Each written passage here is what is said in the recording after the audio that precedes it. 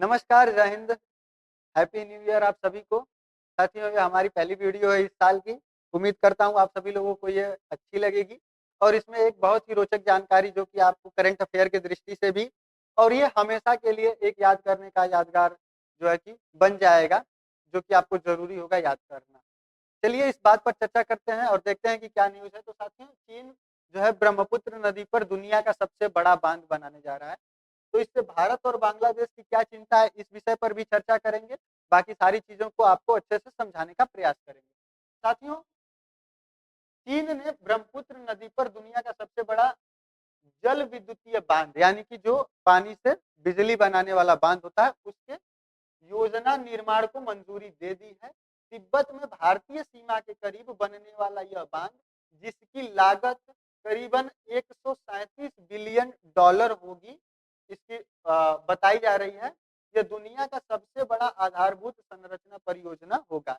अब 137 billion dollar मतलब 1 billion में 100 करोड़ होते हैं, तो 137 के आगे आप इसको कैलकुलेट कर सकते हैं कि कितने करोड़ इसकी लागत होगी। ठीक है। ये नदी जो है ब्रह्मपुत्र, इसको चाइना में किसी और नाम से जाना जाता है। ये यहाँ से निकलती हुई ऐसे हम लोग समझते हैं कि ये भारत में अरुणाचल प्रदेश से एंटर करती है और फिर असम से होते हुए मेघालय को क्रॉस करते हुए ये बांग्लादेश में जाने के बाद फिर बे ऑफ बंगाल में जाकर गिर जाती है। साथियों, कुछ इस प्रकार के डैम्स होते हैं जो कि विद्युत परियोजना बनाते हैं, मतलब विद्युत निर्माण करते हैं।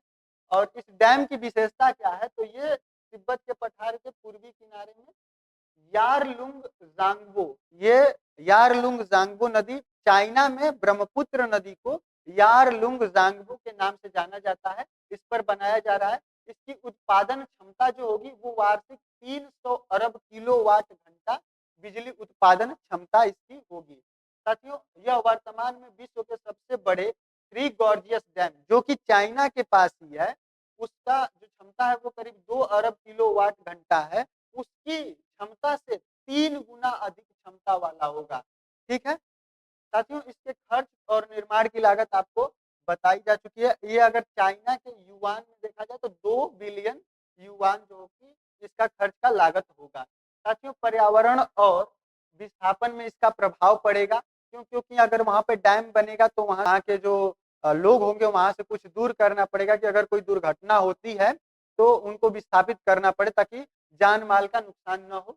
साथ ही इस पर चाइना का पक्ष क्या है, तो चाइना का दावा है कि तिब्बत में हाइड्रो पावर परियोजना से पर्यावरण और डाउन स्ट्रीम जल आपूर्ति पर कोई प्रभाव नहीं डालेगा। ये कार्बन तटस्थ लक्ष्यों को पूरा करने में मदद करेगी। कहना ये है कि ये कार्बन तटस्थता को जीरो करने में बहुत ही महत्वपूर्ण होगा।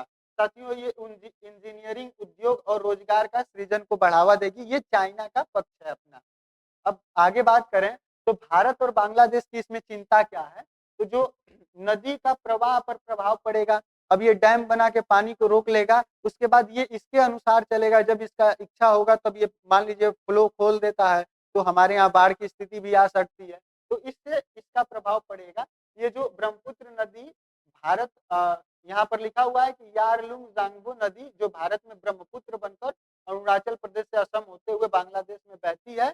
डैम का प्रवाह नदी की दिशा और स्थानीय परिस्थितिकी पर प्रभाव संभावित चिंता का विषय है, क्योंकि वहां से लोगों को भी विस्थापित करना पड़ेगा। साथ ही चुनौती और इसका क्षमता क्या है, तो जो ये ब्रह्मपुत्र नदी जो कि यारलुंग जांगबो है का एक खंड 50 किमी यानी कि किलोमीटर के भीतर में 2000 मीटर की ऊंचाई से गिरता है।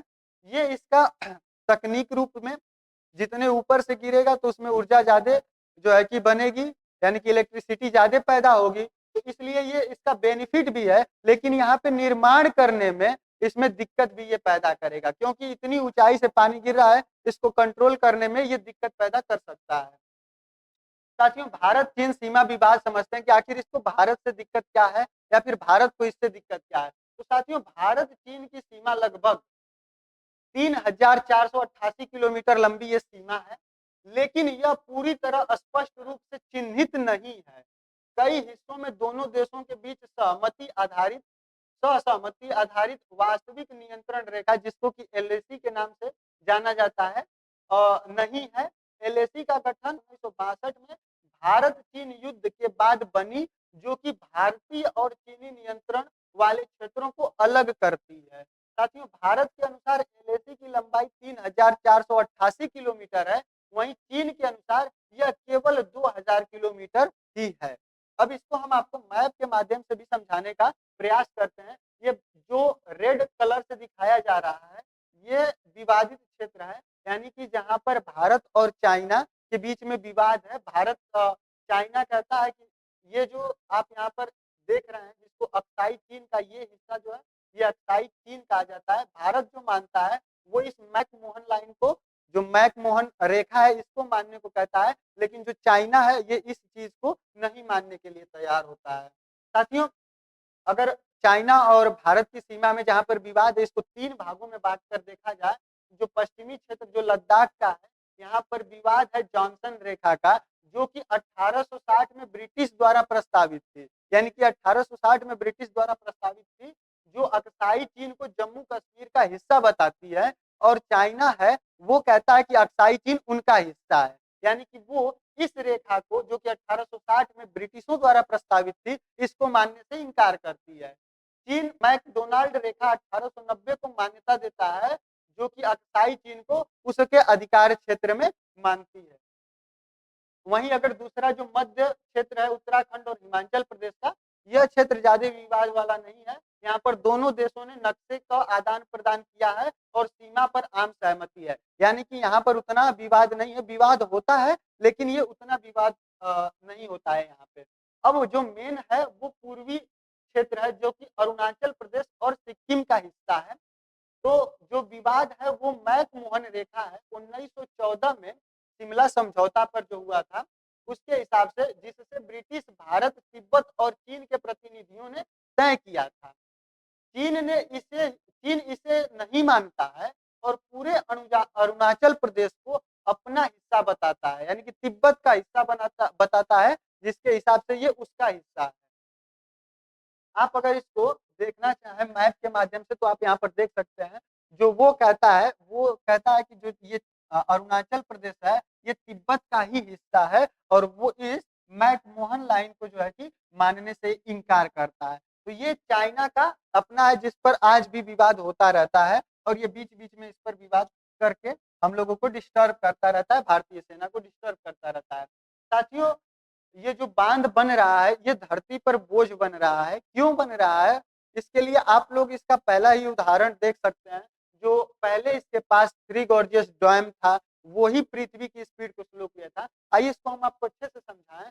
तो मौजूदा समय में दुनिया का सबसे बड़ा जो बांध है थ्री गॉर्जियस, धरती पर इतना बोझ डाला कि इसने पृथ्वी के घूमने की स्पीड को ही कम कर दिया।